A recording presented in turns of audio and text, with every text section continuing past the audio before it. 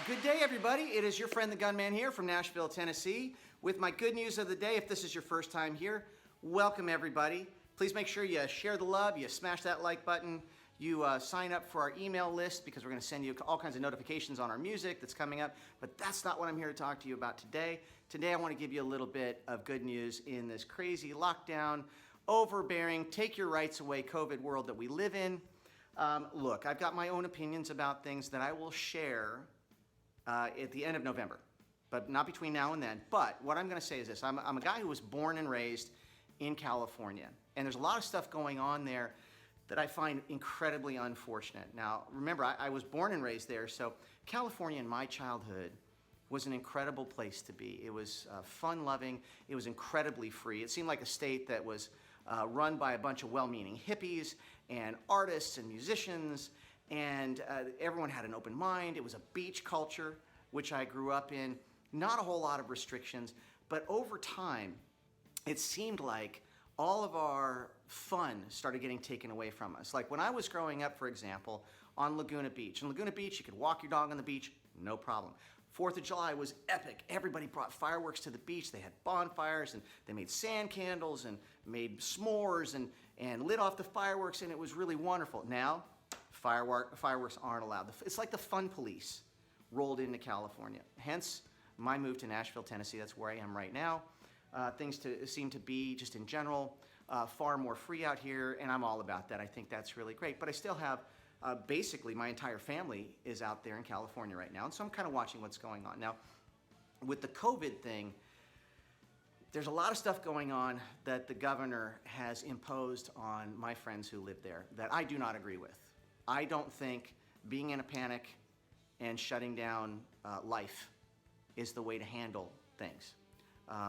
Aside from the fact that it's not effective, and that's a story for another time as the data will show, what's even worse is that it's unconstitutional.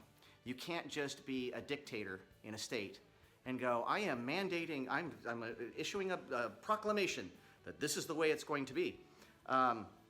It's kind of like back in the medieval days. We're going to sacrifice every third-born child. You know, you can't do that. It's not okay. So where that's really been shown to me to be problematic is when the California governor misstepped, I believe, personally, and he shut down church services.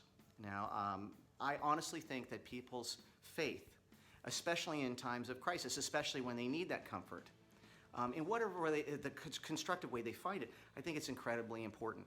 I do not believe that it's ever okay to shut down church services where people can get together and celebrate their faith with like-minded people and find that comfort and that solace and that support.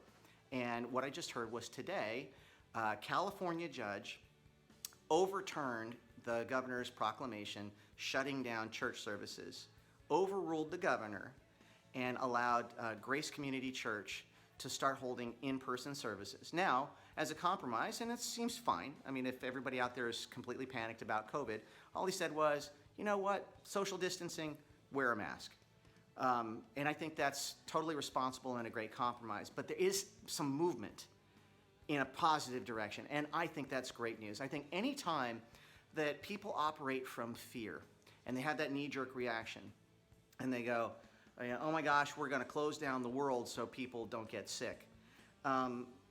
Now, if the impetus of that idea is keeping people healthy, and that's truly, it's an altruistic motivation for keeping people well, I'm all about that. But I also think that you have to factor in people's spiritual and emotional well-being as well, because I do believe that life is about a balance.